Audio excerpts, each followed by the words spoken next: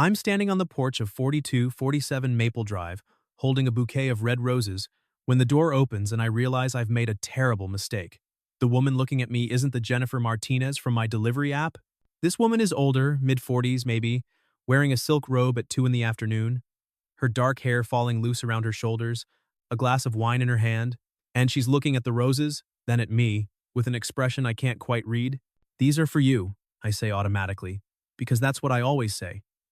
She takes the bouquet slowly, brings it to her face, inhales. "They're beautiful," she says. Her voice is low, slightly husky, but I didn't order any flowers. That's when I check my phone and realize I'm supposed to be at 4247 Willow Drive, not Maple. I'm 3 blocks away from where I should be. "Shit," I mutter. "I'm so sorry. Wrong address." "I need to keep them," she interrupts. I blink. "What?" "The flowers. Keep them, or rather, I'll keep them. They're here now. They're lovely. And honestly," she leans against the doorframe, studying me with dark eyes that make my stomach flip. "I could use something lovely today. I should take the flowers back. I should apologize, drive to the correct address, complete my delivery. But something about the way she's looking at me like I'm not just some delivery driver interrupting her afternoon, but something more interesting makes me hesitate. "I can't just let you keep them," I say. "My boss will kill me. These cost like 80 bucks. Then I'll pay for them." She sips her wine. $80 for roses and, she tilts her head. "What's your name?" "Danny. Danny Cooper." "Danny." She says it slowly, like she's tasting it. "I'm Vanessa. And you look too young to be delivering flowers on a Wednesday afternoon. Shouldn't you be in college or something?" "I'm 29, I say, slightly defensive. "And I'm working my way through grad school. Architecture." "Architecture?" She smiles. "So, you notice things. Details. Lines. Spaces. I guess. Then you've noticed I'm drinking wine at 2 p.m. and wearing a robe? You've probably made assumptions." "I have. That she's wealthy, this house is massive, in one of Seattle's nicest neighborhoods. That she's alone, no sounds from inside, no car in the driveway besides a black Mercedes. That something is wrong because who drinks alone in a robe on a Wednesday unless something is wrong? But I'll forgive you because you brought me flowers, even if by accident. Tell you what, Danny Cooper, give me your number. I'll Venmo you for the roses, plus a tip for your trouble. You don't have to, I want to." She pulls out her phone. "What's your number?" I give it to her. What else am I supposed to do? She types it in, and a moment later my phone buzzes. "Vanessa, $100 for the roses. $50 tip for making my day less terrible. Thank you, Danny." I stare at the screen. $150. That's more than I make in a whole day of deliveries. "That's too much," I say. It's exactly right. She's still holding the roses, still leaning against the doorframe like she has all the time in the world. "You should go. You have deliveries to make." "But Danny," "Yeah?" "Don't delete my number." And then she closes the door. I stand there for a full minute, my phone in my hand, trying to figure out what just happened. My name is Danny Cooper. I'm 29 years old, and my life is a mess.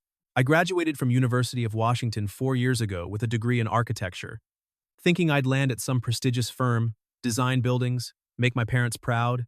Instead, I spent 2 years working at a firm where I did nothing but CAD drawings for strip malls. The pay was terrible. The work was soul-crushing. And when they laid me off during COVID, I decided to go back to school, get my master's, specialize in sustainable design, actually do something meaningful. Which sounds great, except grad school is expensive and I'm drowning in student loans. So I deliver flowers 4 days a week for Pedal Express, drive for Uber on weekends, and live in a basement apartment in Beacon Hill that smells like mildew. I'm single, have been for 2 years, since my girlfriend Emma left me for a guy who had a real job and could afford to take her to nice restaurants. I'm lonely, I'm tired, and most days, I feel like I'm running in place, getting nowhere. But that Wednesday afternoon, standing on Vanessa's porch with $150 in my account and her number in my phone, I felt something I hadn't felt in a long time. Possibility. I didn't text her. Not that day, not the next. What would I even say? "Hey, remember me? The flower delivery guy who screwed up your address?" She was clearly wealthy, clearly older, clearly out of my league in every possible way. But 3 days later, she texted me, Vanessa, the roses are still beautiful. How's grad school treating you? I stared at the message for 5 minutes before responding. Me, it's kicking my ass. How's the wine? Vanessa, also kicking my ass. But in a more pleasant way. What are you doing tonight? Me, working. I have deliveries until 8. Vanessa. And after that, I should have said I was busy. Should have made an excuse. But I didn't. I think thanks for watching. Me. 4247 Maple Drive. 9 p.m. I'll cook dinner. Me. You don't have to do that. Vanessa. I know. But I'm going to anyway. See you at 9, Danny. I showed up at 8:55 p.m. with a bottle of cheap wine I'd grabbed from Safeway. Suddenly hyper-aware that I was wearing jeans and a hoodie and probably smelled like the inside of my car. Vanessa answered the door in black pants and a cream-colored sweater. Her hair pulled back, minimal makeup. She looked elegant, put together, completely unlike the woman in the robe from 3 days ago. You're early, she said, smiling. I like that. I didn't know if I should bring anything, I said, holding out the wine. She took it, glanced at the label, and her smile widened. It's perfect. Come in. Her house was stunning. Hardwood floors, exposed beams, floor-to-ceiling windows overlooking a garden lit with string lights. The kind of house I'd dreamed of designing. The kind of house I'd never be able to afford. This place is incredible, I said. Thank you. I bought it in the divorce. Paid too much for it. But I needed something that felt like mine. She led me to the kitchen, where something smelled amazing. Do you like pasta? Who doesn't like pasta? Fair point. She poured us both wine, not mine, I noticed, but a bottle that probably cost more than my monthly rent. So, Danny Cooper, tell me about yourself. Why architecture? I gave her the short version. How I'd always been good at drawing, good at math, fascinated by buildings, how my dad was a contractor and used to take me to job sites when I was a kid, how I wanted to design things that mattered. Affordable housing, sustainable buildings, spaces that actually helped people. That's admirable, Vanessa said. Most architects I know just want to design monuments to their own egos. You know, a lot of architects. My ex-husband is a developer. I spent 15 years going to parties with architects, contractors, real estate moguls. They're almost universally insufferable. She smiled. Present company excluded. I'm not an architect yet, just a grad student who delivers flowers. Don't do that, she said sharply. Do what? Diminish yourself. You're getting a master's degree while working multiple jobs. That's not just anything. I didn't know what to say to that. Nobody had talked to me like that in years, like I was worth something. Like what I was doing mattered. We ate dinner at her dining room table, and she asked me questions about school. Not the polite nodding people do when they're waiting for their turn to talk, but real listening. She asked follow-up questions. She challenged my ideas. She made me think. What about you? I asked eventually. What do you do? I'm a lawyer. Or, I was. Corporate law, mergers and acquisitions. I retired last year. Retired? How old are you? She laughed. Rude question, Danny. But I'm 46. I started young, worked 80-hour weeks for 20 years, made partner at 35, and then I woke up one morning and realized I hated everything about my life. My marriage was dead. My daughter barely knew me. I was making obscene amounts of money doing work I found morally reprehensible. So I quit, divorced my husband, and now I'm figuring out what comes next. That's brave. Or stupid. I haven't decided yet. She refilled our wine glasses. She doesn't understand why I'd walk away from a career I built for 2 decades. Do you regret it? Not even a little. She met my eyes. I spent my whole life doing what I was supposed to do, following the rules, being responsible, and it made me miserable. So now I'm doing things that make me happy, even if they're a little reckless. The way she said reckless made my pulse quicken. Like keeping flowers from the wrong delivery? I asked. Like keeping the delivery driver's number? She smiled. Tell me, Danny, do I make you nervous? Yes. Good. You should be nervous. I'm 17 years older than you. I'm recently divorced and probably not emotionally stable. I invited a stranger to my house for dinner. This is all wildly inappropriate. Should I leave? Do you want to? I looked at her, really looked at her, at the intelligence in her eyes, the slight smile playing at her lips, the way she held herself like someone who'd spent her whole life in control and was just now learning to let go. No, I said. I don't want to leave. Then stay. She stood up, held out her hand. Come on. I want to show you something. She led me through the house to a set of French doors that opened onto a back patio. The garden was lit with string lights, lush and green even in early March. There was a fire pit with Adirondack chairs arranged around it. I spend most evenings out here, Vanessa said, especially when I can't sleep, which is most nights. Why can't you sleep? Because I spent 20 years running on adrenaline and ambition, and now that I've stopped, I don't know who I am. She sat in one of the chairs. Sorry, that was heavier than I intended. I sat next to her. It's okay. I get it. I feel like that sometimes.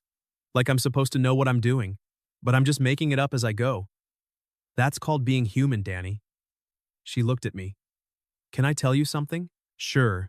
When you showed up at my door with those roses, I was having the worst day. My daughter had just called to tell me she's not coming home for Easter.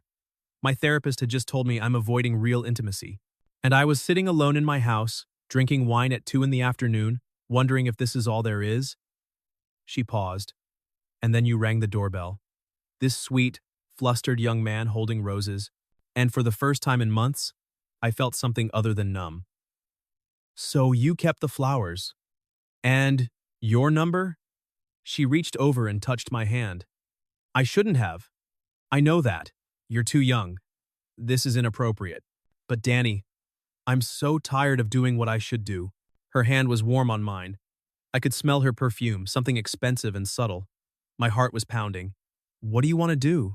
I asked. She looked at me for a long moment. I want to stop being afraid. Just for tonight. She leaned in, and I met her halfway. The kiss was soft at first, tentative, like she was giving me a chance to pull away. I kissed her back, and it deepened, and suddenly her hands were in my hair, and mine were on her waist. Wait, she whispered, pulling back. Wait, we should talk about this. What's there to talk about? Everything. Danny, I'm 46. You're 29. This is two people who want each other, I said. That's all it needs to be. She searched my face. You're very sure of yourself. I'm sure of this. She smiled. And this time when she kissed me, we didn't stop. I woke up in Vanessa's bed at 6 a.m., disoriented and slightly panicked. She was still asleep beside me, her dark hair spread across the pillow, looking younger in the morning light. I slipped out of bed carefully and found my clothes scattered across the bedroom floor. I was halfway dressed when her voice stopped me. She was awake, propped up on one elbow, the sheet pulled up to her shoulders. I didn't want to wake you, I said. I have a 7 a.m. class. Do you regret this? No. Do you? She was quiet for a moment. I should, but I don't. I sat back down on the edge of the bed. So, what happens now? I don't know. What do you want to happen? That's very direct. I'm not good at games. Good. Neither am I. She sat up. Danny, I need you to understand something. I can't do a relationship right now. I'm still dealing with my divorce. My daughter is furious with me for leaving her father, and I'm trying to figure out who I am. I don't have room for a boyfriend. Okay, but I like you. I like how I feel when I'm with you. And if you're okay with something, casual, no expectations, then yes, I'd like to see you again. Casual, no expectations. Every rational part of my brain was screaming that this was a terrible idea, that I'd end up hurt. But I looked at her sitting there in the morning light, vulnerable and honest, and unlike anyone I'd ever met, and I said, okay, I can do casual. Liar. But I appreciate the effort. She kissed me softly. Now go. You have class. Text me later. I left, and spent the entire lecture not hearing a word, because all I could think about was her. We fell into a pattern over the next few weeks. I'd text her after my deliveries. She'd invite me over. We'd have dinner, talk for hours, end up in bed. Sometimes I'd stay the night. Sometimes I'd leave at midnight. We never made plans more than a day in advance. It was everything she'd promised, casual, undefined, no expectations, except I was falling for her. I learned things about her that no one else knew. That she stress-baked when she couldn't sleep. That she'd wanted to be a pianist before her parents convinced her law was more practical. That she'd had a miscarriage at 30. That she was terrified of being alone, but even more terrified of being trapped in another loveless marriage. She learned things about me too. That I was scared I'd fail out of grad school. That my parents were disappointed I wasn't working a real job. That I'd been cheated on and still had trust issues. That I played guitar badly but loved it anyway. We were careful. I never came over when Lila might be home. We never went out in public together. To the outside world, we didn't exist. But in her house, we were real. Then one Saturday, everything shifted. Vanessa called me, panicked. Danny, I need your help. My kitchen sink is backed up and there's water everywhere. Do you know anything about plumbing? My dad's a contractor, I said. I can come take a look. 20 minutes later, I was in her kitchen, water pooling on the floor, Vanessa standing there in sweatpants and an old t-shirt, looking more frazzled than I'd ever seen her. I'm sorry, she said. This is probably not how you wanted to spend your Saturday. It's fine. I opened the cabinet under the sink and got to work. It was a simple fix, a clogged P-trap. I had it cleared in 15 minutes, but when I stood up, Vanessa was watching me with an expression I couldn't read. What? I asked. Nothing. It's just… She smiled. My ex-husband would have hired someone. He never fixed anything himself. Said it was beneath him. It's just a sink, I know.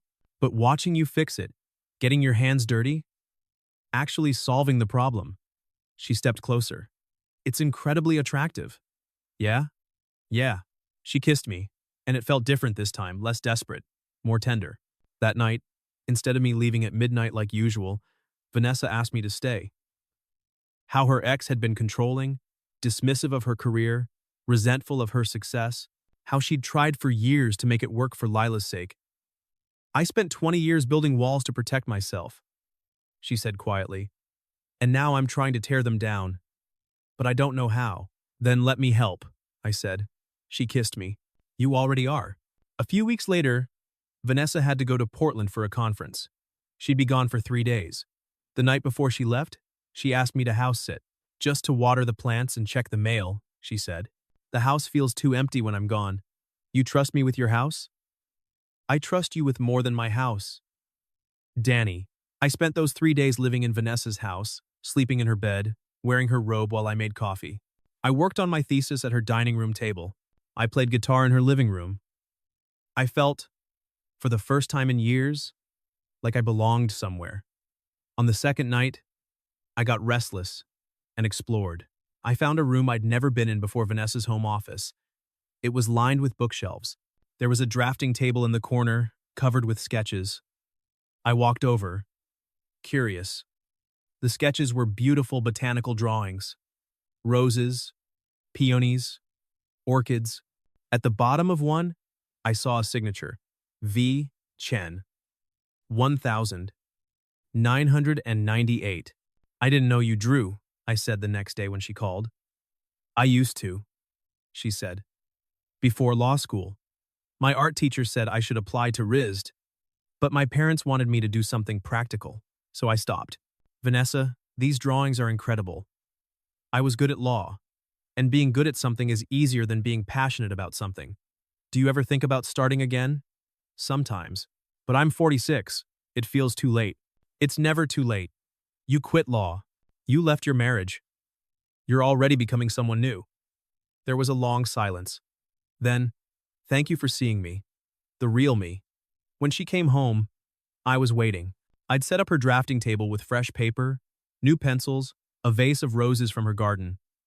What's this? She asked. An invitation. To start drawing again. She looked at me with tears in her eyes. You're dangerous, Danny Cooper. Why? Because you make me believe I can be more than I am. That night, she drew for the first time in 25 years. I watched her work, her face softening, and I realized I wasn't just falling for her. I was already in love with her. The first real crack appeared 6 weeks in. I was at her place on a Saturday night when my phone rang. It was my mom. Danny, honey, where are you? You were supposed to be here for your cousin's birthday party. I'd completely forgotten. Mom, I'm sorry. I got caught up with school stuff. School stuff. Right. Her voice was sharp. Danny, you've been distant for weeks. You don't return my calls. You cancel plans. What's going on? Nothing. I'm just busy. Are you seeing someone? I glanced at Vanessa, who was pretending not to listen. No, I lied. I'm not seeing anyone. Then why are you lying to me? I'm not, Mom. I have to go. I'll call you tomorrow. I hung up. Vanessa turned off the water. That sounded fun. My mom thinks I'm hiding something. You are hiding something. Yeah, but I stopped. This is weird, right? That I can't tell anyone about you? We agreed I know what we agreed. But, Vanessa, it's been 6 weeks, and I still can't tell my friends, my family, anyone that I'm seeing you. She flinched. That's not fair. Isn't it? That's what this is. Casual? You said you were okay with that. I was. But maybe I'm not anymore. Silence hung between us. What do you want me to say, Danny? Vanessa asked quietly. That this is more than it is? That I'm ready for a real relationship? Because I'm not. I told you that from the beginning. I know. Then what do you want? I want to not feel like your dirty secret. The words hung in the air, harsh and true. Vanessa's face went pale. Is that really how you feel? Sometimes? Yeah. She turned away. I'm sorry. Maybe this was a mistake. Maybe we should stop before someone gets hurt. I think it's too late for that, I said. She turned back, tears in her eyes. Danny, I care about you more than I should. But I can't give you what you need. I can't be your girlfriend. I can't meet your parents or promise you a future. I'm too messed up. You deserve better. What if I don't want better? What if I just want you? Then you're an idiot. But she was crying now. Because I'm going to disappoint you. I'm going to hurt you. I crossed the kitchen and pulled her into my arms. She collapsed against me, sobbing. I'm sorry, she whispered.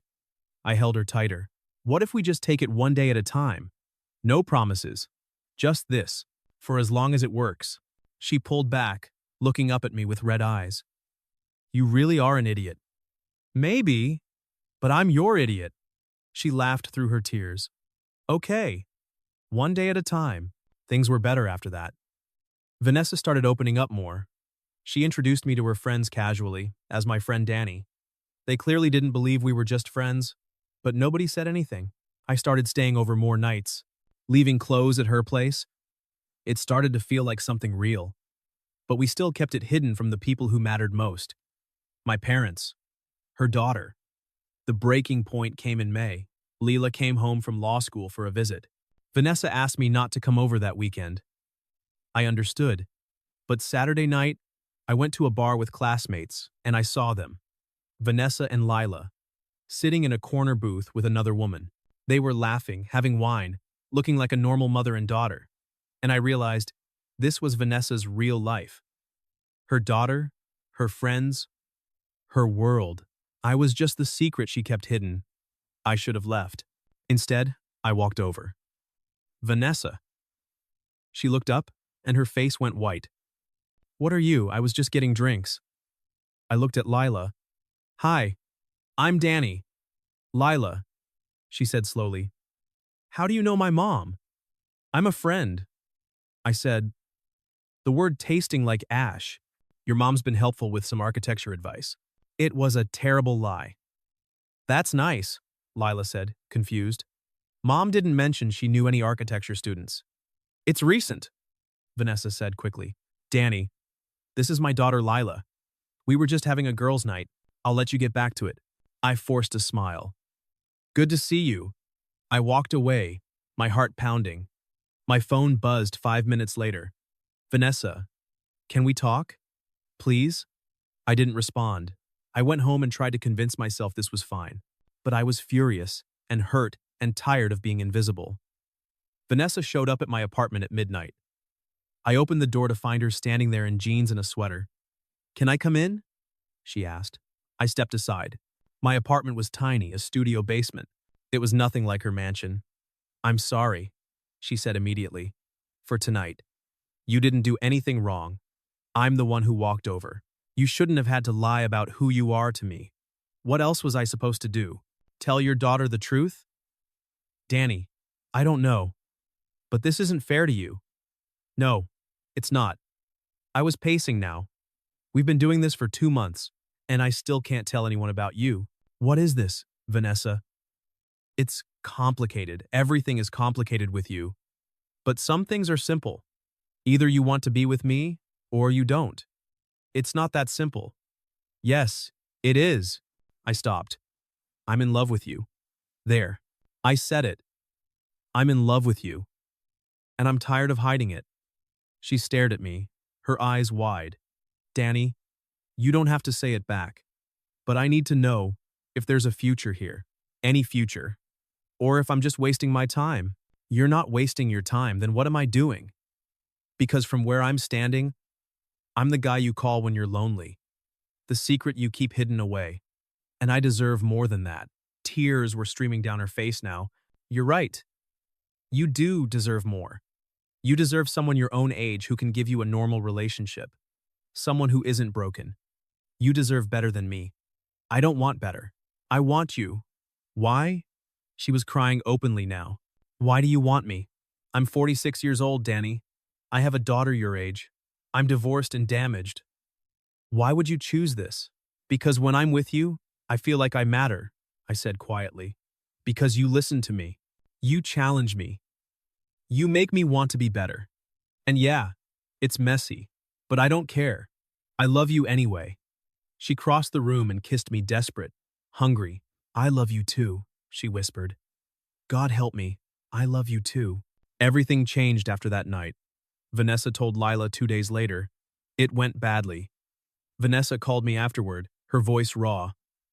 She hates me. She said, I'm disgusting, that I'm having a midlife crisis, that you're only 7 years older than she is. "Vanessa," she said, "I'm a predator. That I'm pathetic for needing a boy toy to feel young. You know that's not true. Do I?" "Danny, maybe she's right. Stop. Just stop. You're not pathetic. You're not a predator. We're two adults who fell in love. And if Lila can't see that, that's her problem. She's my daughter, and I'm the man you love. So, what are you going to do? Push me away because Lila disapproves?" She was quiet. Then, "No, I'm not going to push you away. But this is going to get ugly. Then we'll face it together." Lila didn't make it easy. She launched a campaign to break us up. She called Vanessa daily. She told Vanessa's friends I was using her. She even called my school, trying to file a complaint. The stress was killing Vanessa. She stopped sleeping. She lost weight. I could see her pulling away. "Maybe Lila's right," she said one night. "Maybe we should end this before it destroys everything." "You don't mean that, don't I? Look at what this is doing. My daughter won't speak to me. My ex is threatening me. Is this really worth it?" "Yes," I said immediately. "You're worth it. But is it worth losing my daughter?" She said, "If I don't end things with you, she's cutting me out of her life." I felt like I'd been punched. "So what are you saying?" "I don't know. She's my daughter, Danny. How can I choose? You shouldn't have to. She's forcing this. But she's 23. She's young. Maybe if I just give her time." "How much time?" "Vanessa, you can't put your life on hold waiting for her approval." "I know. But I can't lose her." She looked at me with desperate eyes. "What if we take a break? Just for a few weeks?" "No." The word came out harder than I intended. "What?" I said no. "I'm not going to be your secret that you hide when it gets inconvenient. Either you choose me, choose us, or we're done. For real. This time, Danny, that's not fair. None of this is fair. But I'm tired of waiting for you to decide I'm worth the risk. So you need to make a choice. Right now. Me or nothing." She stared at me, tears streaming. "I can't make that choice." "Then I'll make it for you." I grabbed my jacket. "I'm done. We're done. Danny, please. Call me when you're ready to actually fight for this. Until then, don't. I walked out. It was the hardest thing I'd ever done. 3 days passed in agony. No calls, no texts, nothing. I threw myself into my thesis, trying not to think about her. On the fourth day, there was a knock on my door at 7 a.m. I opened it to find Lila standing there. "We need to talk," she said. I blinked. "About what?" "About my mother." "Can I come in?" I stepped aside. Lila walked in, looked around, then turned to face me. "I owe you an apology," she said. That woke me up. "What?" "I've been horrible. And I'm sorry." She sat on my futon. "My mom hasn't slept in 3 days. She's not eating. She's a mess. And it's my fault." "Lila, let me finish." She took a breath. "When my parents got divorced, I blamed my mom. I thought she was selfish. And when I found out about you, it just confirmed everything. That she was having a crisis. That she was reckless. She cares about you more than anything I know. That's what I finally figured out." Lila looked at me. "She told me she'd end things with you. That she'd choose me. And you know what I felt? Not relief. Just guilt. Because I realized I was doing to her exactly what my father did. Making her feel like she had to be someone she's not. Making her feel guilty for wanting to be happy. I didn't know what to say. My mom spent 20 years in a marriage where she was never enough," Lila continued. "My dad resented her. And I did the same thing. I made her feel like she had to apologize for falling in love with you. Why are you telling me this?" "Because she's miserable without you. And I was wrong." Lila stood up. "I don't get it. I don't understand what you see in someone 17 years older. But I don't have to understand. It's her life. She deserves to be happy." "So, what are you saying?" "I'm saying go to her. She's too stubborn to call you first. But she wants to. For what it's worth, I've never seen my mom look at anyone the way she looks at you. So if you hurt her, I really will destroy you." "I won't," I promised. "Good. Now go." She's at home, probably drinking wine and pretending she's fine. I grabbed my keys and ran. I knocked on Vanessa's door at 7:30 a.m. She answered in sweatpants and one of my old hoodies, her hair a mess, her eyes red. "Danny," she whispered. "I'm sorry," I said. For walking out, for the ultimatum, she cut me off with a kiss. When we finally broke apart, we were both crying. "I choose you," Vanessa said. "I should have said it 3 days ago. But I'm not scared anymore. I choose you. I choose us. And I don't care what anyone thinks." Lila came to see me. "I know," she called after. Told me she was sorry. That she gave me her blessing. Vanessa laughed through her tears. "How's that for backwards?" "I'll take it." I pulled her close. "I love you, and I'm not going anywhere. Even if it gets messy? Even if people judge us? Especially then." We spent the rest of that day together. And for the first time since this started, it felt like we were finally on solid ground. The fallout was still ugly. Vanessa's ex tried to use our relationship against her in court, but her lawyer shut him down. Some of Vanessa's friends were scandalized. A few cut her off, but the ones who mattered stuck around. My parents were skeptical at first, but they came around. Especially after they met Vanessa and saw how happy we made each other. 6 months after we went public, we moved in together, into a place that was ours. A small house in Fremont with good light and a yard where we could plant a garden. I graduated with my master's that spring and got a job at a firm specializing in sustainable, affordable housing, exactly what I'd always wanted. Vanessa started a nonprofit providing legal aid to low-income families. We built lives that felt authentic, meaningful, ours. Lila and I developed an uneasy truce that eventually became friendship. She graduated from law school and asked me to come. "Thank you," Vanessa whispered during the ceremony, squeezing my hand. "For what?" "For not giving up on me." "Always," I said. "That was 3 years ago. Today, I'm 32. Vanessa is 49. We're getting married next month, a small ceremony in our backyard. Lila is standing up as Vanessa's maid of honor. My dad is officiating. People still stare sometimes when we're out together. Last week at a restaurant, I overheard the couple at the next table. She must be loaded. Why else would he be with someone that old? I felt Vanessa tense, but before I could say anything, She turned to me and smiled. Do you want to tell them? Or should I? Tell them what? That you're marrying me for my sparkling personality and exceptional taste in wine? I laughed. And your terrible baking. We didn't say anything to the couple. We didn't need to. What we have doesn't need defending. Last night, we were in our backyard, watching the sunset. Do you ever think about that day? Vanessa asked. When you showed up with the wrong flowers? Every day. Do you regret any of it? I looked at her and smiled. Not for a second. Me neither. She kissed me. Best wrong address ever. I delivered flowers to the wrong address 3 years ago. She kept both the flowers and my number. And somehow, that mistake turned into the best thing that ever happened to both of us. Sometimes the best things in life are the ones you don't plan for. The ones that arrive by accident.